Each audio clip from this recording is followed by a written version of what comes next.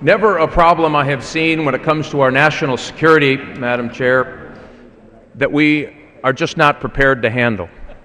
In just the last few years, nation-states like China have stolen enough intellectual property from just defense contractors that would be equivalent to 50 times the print collection of the Library of Congress. We have nation-states who are literally stealing jobs and our future. We also have countries that are engaged in activities and have capabilities that have the ability to break networks, computer networks, which means you can't just reboot. It means your system is literally broken.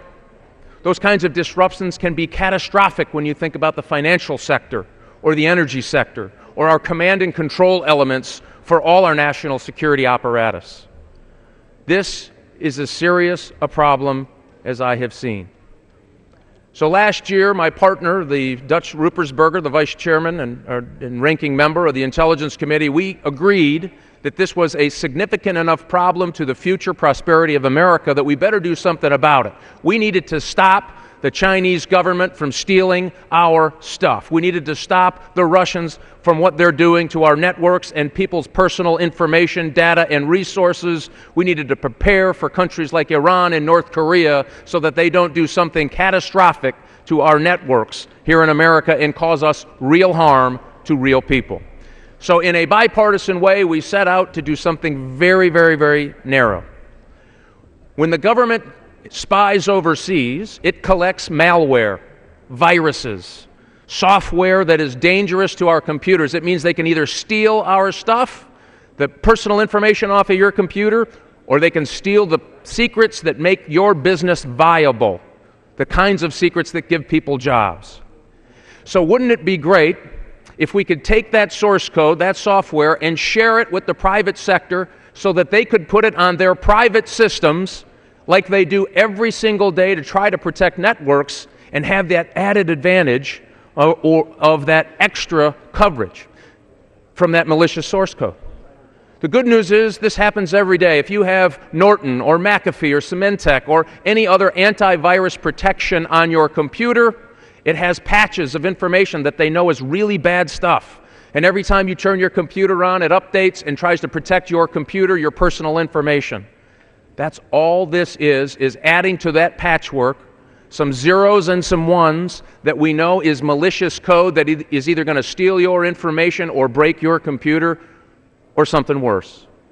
That's all this bill is. It draws a very fine line between the government and the private sector. It is all voluntary. There's no new mandates. There is no government surveillance, none, not any, in this bill. It just says if we know we have this source code, shouldn't we be obligated to give it so it doesn't do something bad to the companies and individuals in America? That's all this bill does. We have worked collaboratively with hundreds of companies, privacy groups, civil libertarians. We have worked with government folks. We have had hundreds and hundreds of meetings for over a year. We have kept this bill open in an unprecedented, transparent way to try to meet the needs of privacy concerns, civil libertarian concerns, civil liberties concerns. We wanted to make sure that this was a bill that people understood exactly what we were trying to do, how simple it is, and how crucial it is to the future defense of this great nation. You know, without our ideas, without our innovation that countries like China are stealing every single day, we will cease to be a great nation. They are slowly and silently and quickly stealing the value and prosperity of America. I'd yield myself one more additional minute. It's recognized for one more minute. One credit card company said that they get attacked for your personal information 300,000 times a day. One company.